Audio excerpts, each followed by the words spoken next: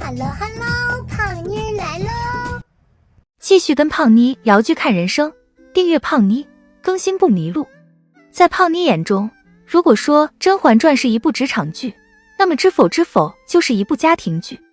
职场和家庭基本上就是现代人生活的两大核心坐标，但是两者又有着非常大的区别。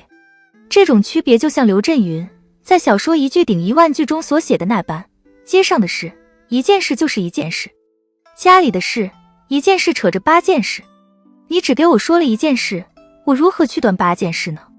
相对来说，职场中的事都是外面的街上的事，但家里的事情不同，不仅有利益牵扯、情感纠葛、人性是非，更重要的是还有血缘亲情。过去这些年，随着我自己的成长和经历，我一直都在洞察职场和家庭这两个重要的人生坐标。胖妮斯以为职场是相对外在的事情，说白了，一份工作我们做得不开心，一个公司的氛围我们不喜欢，可以辞职，是可以丢掉和拒绝的。但是家庭是相对内在的事情，从小到大，我们都受益于且受制于家庭的种种亲子关系、夫妻关系、父母关系等等，好的坏的，美好的有毒的，不管我们接受还是不接受，我们都身处其中，因为血缘亲情是我们割舍不掉的。知否就是人物关系全面且复杂的一部家庭剧，算是一个通过看待理解他人，实现关照自我的好途径。看别人也就是看自己，这也是胖妮喜欢反复刷剧的原因。总体来说，知否让我看到了从糟糕的原生家庭向美好的再生家庭转变的可能性，消解了家庭这一坐标在我个人成长中带来的困扰和困惑。更重要的是，我感受到了朴素且真挚的女性成长的力量。重刷了2遍知否，胖妮发现富贵人家压根就不存在重男轻女。剧中呈现了一非常隐晦的点，虽然一直都有女子读书无用的社会舆论，但是很显然，那些富贵人家对女儿的培养是丝毫不放松的。连盛家这种算不上达官显贵的正6品人家，都会让女儿们进私塾，学习各种审美、修身、培养品性的才艺。所以女子读书无用论本质上就是一个骗局。首先是男性之于女性的骗局，就如明兰所说，依我看，读书无用论这话就是骗人的。如果读书无用，为什么天下男子都要去科考？难道是闲得慌？我觉得这句话不过是那些男人们希望女子一辈子浑噩愚昧，乖巧听话，好摆布。其次是富贵阶层为了打造阶层壁垒而营造的骗局。就如明兰的祖母所说，不愿女子读书，那是短见。历朝历代世家大族的女子，哪一个不是从小读书明理？如果女子读书真的无用，他们还会让女儿去受这个罪吗？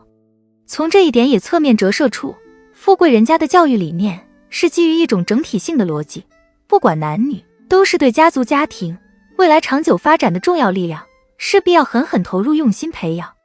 所以剧中的那些家庭虽然都嘴上说着读书不是女子的分内事，实际上在培养女孩读书明理这块都卯足了劲。大抵是这几年我成熟了很多的缘故，我在重刷知否会有一种成绝世事尽可原谅之感。曾经我很不理解，为什么家庭中总有人是那么的自私？同样是亲生的孩子，父母为什么总要厚此薄彼？就如张爱玲所说的那般，如果你了解我的过去，你就会理解我的现在。我把这叫做每个人都有自己的来路。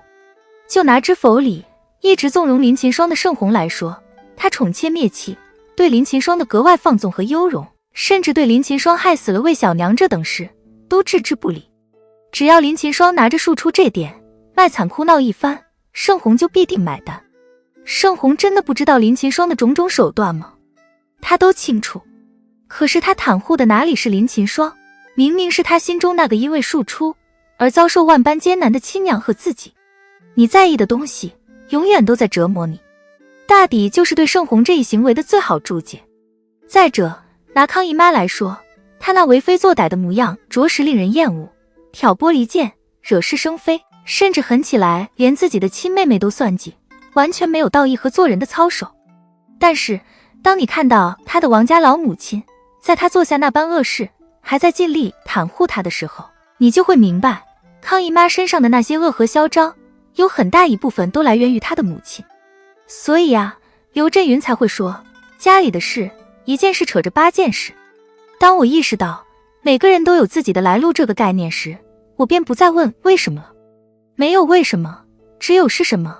即便是和最亲近的家人相处，我们也必须接受他的来路。